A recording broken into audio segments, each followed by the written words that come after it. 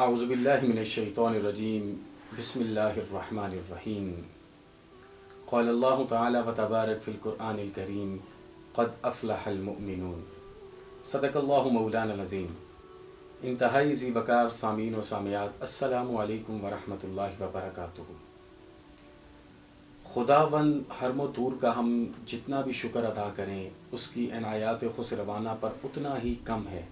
کہ اللہ پاک نے ہمیں اشرف المخلوقات بنایا، پھر اشرف المخلوقات میں سے ہمیں اپنے پیارے حبیب رسول اکرم صلی اللہ علیہ وآلہ وسلم کا امتی بھی بنایا ہے، اور بنا کر ہمیں صحت و تندرستی والی زندگی عطا کی ہے۔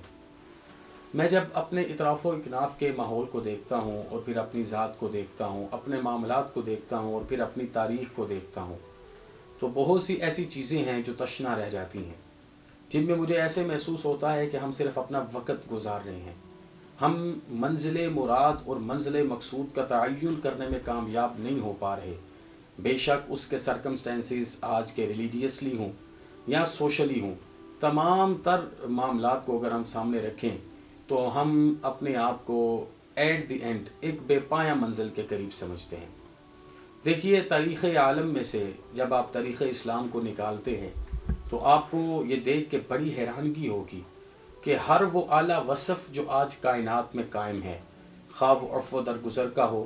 خواہ وہ گلے ملانے کا ہو، خواہ وہ پیار کرنے کا ہو، خواہ وہ محبت بانٹنے کا ہو، خواہ وہ ہر ایک دوسرے کے کام آنے کا ہو، دوسروں کے لیے آسانیاں پیدا کرنے کا ہو، حکمت پر مبنی معاملات کرنے کا ہو، بہترین اصولوں کے ساتھ تجارت کرنے کا ہو، تعلیم کو تربیت کے ساتھ ملانے کا ہو یا جدید تحقیق کی طرف بڑھنے کا ہو، یہ ہمارا خاصہ ہوا کرتا تھا۔ یہ ہمارے اسلاف تھے جن کو اللہ نے اتنی توفیق عطا کی تھی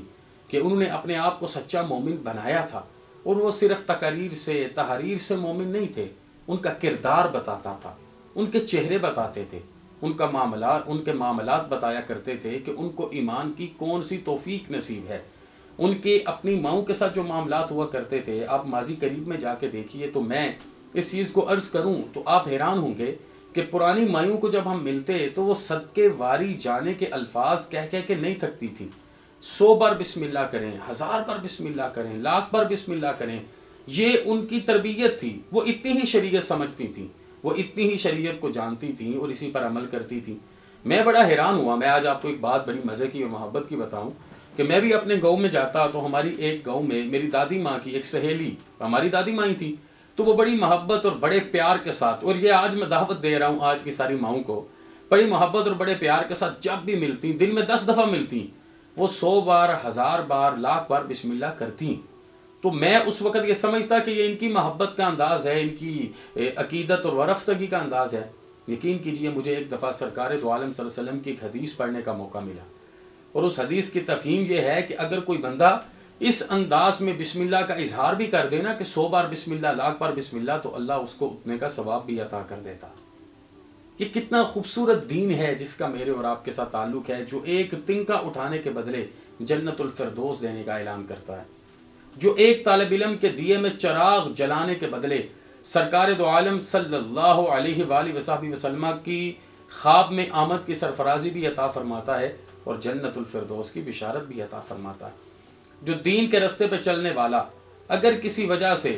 دائے اجل کو لبیک کہہ جاتا ہے، حق ہو جاتا ہے، وصال کر جاتا ہے، اسے فرشتے کے پروں پر اٹھا کے جنت الفردوس کا راہی بھی بناتا ہے اور شہادت بھی دیتا ہے۔ یہ میرا اور آپ کا دین ہے جو صرف ماں کے چہرے کو مسکرا کے دیکھنے کے بدلے حج مبرور دیتا ہے، جو باپ کے چہرے کو مسکرا کے دیکھنے کے بدلے حج مقبول دیتا ہے۔ یہ میرا اور آپ کا دین ہے کہ جو بیوی پر غصہ کر سکتا ہو، چند لمحوں کے لیے رک جائے تو اس رکنے کے بدلے جنت الفردوس کی بشارت دیتا ہے۔ یہ میرا اور آپ کا دین ہے جو اللہ کے فضل، کرم اور احسان سے 75 سال کے گناہوں کو ایک آنسو کے بدلے معاف کر دیتا ہے۔ میں آج کے نوجوانوں کو یہ عرض کرنا چاہتا ہوں، قرآن کریم نے میرے اور آپ کے لیے تمام چیزیں واضح کر دی ہیں۔ آئیے، دیکھیے، مڑیے، پرکھیے اور اپنے معاملات کو دیکھیے۔ اگر آپ چاہتے ہو آج حقیقی کامیابی حاصل کرنا تو دین کی پلیٹ میں دنیا کو رکھ کے استعمال کرو۔